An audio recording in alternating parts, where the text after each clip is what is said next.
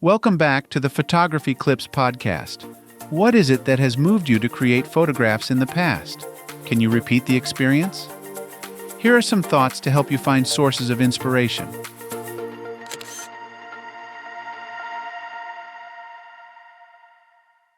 There are lots of ways to go about finding inspiration, and there are lots of guides about finding inspiration out there too. I've written a few myself. But many of these guides focus on concrete sources of inspiration.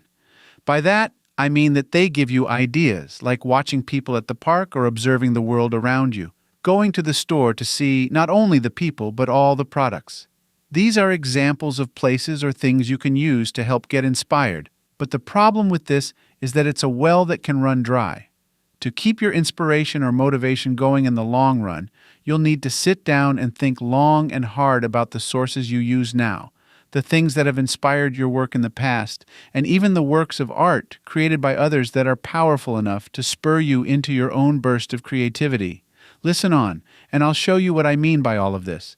Whatever it is that motivates you to create your best work, one of the most important things to remember is that the work you've done in the past can help you become inspired today.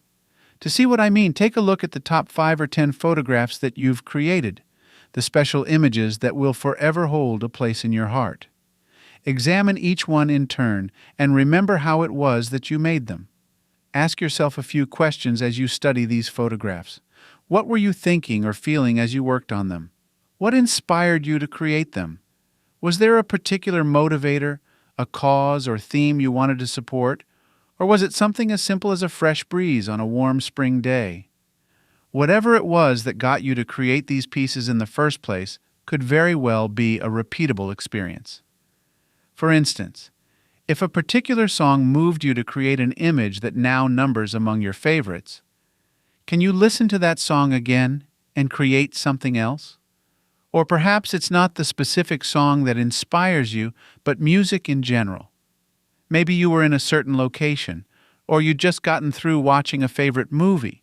Whatever the case may be, if you can identify your original motivating factors, you may be able to reproduce the conditions that inspired you in the past.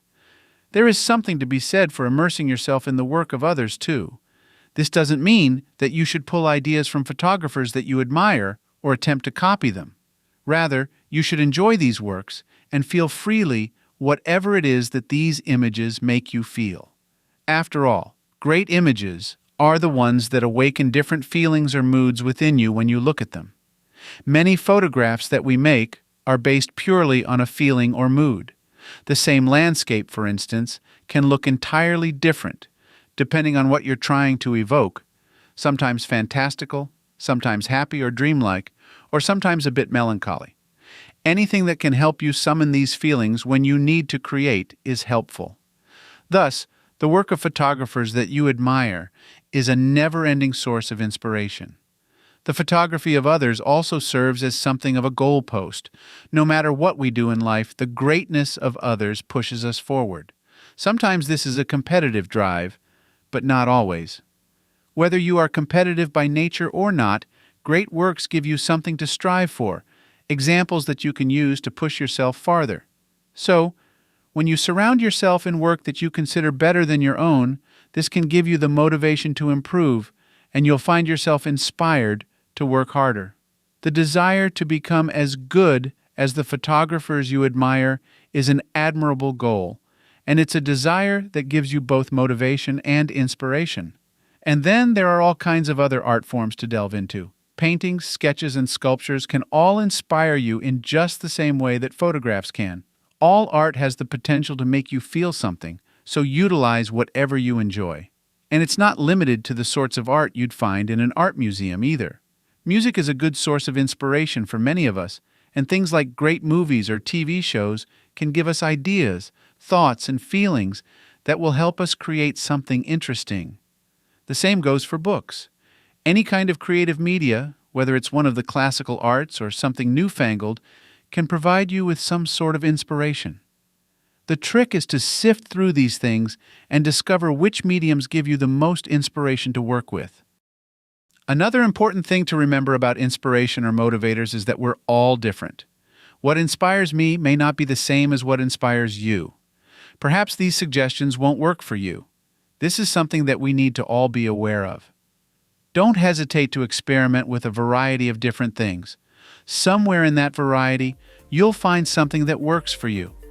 Remember, as you search for sources of inspiration, that if it makes you feel something, then it can move you to create something. In the end, a lot of photography, or any other form of art, boils down to the willingness to experiment. This doesn't just mean that you should be willing to experiment with gear, subject materials, and compositions, but also the things that fuel your creativity.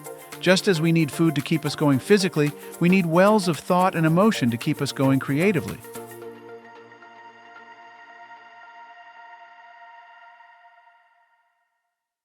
Thank you for listening and subscribing to the Photography Clips podcast. If you would like to learn more about my photography, please visit photographyclips.com. I hope you have a wonderful day. Now go and enjoy the beauty of God's creation through your lens.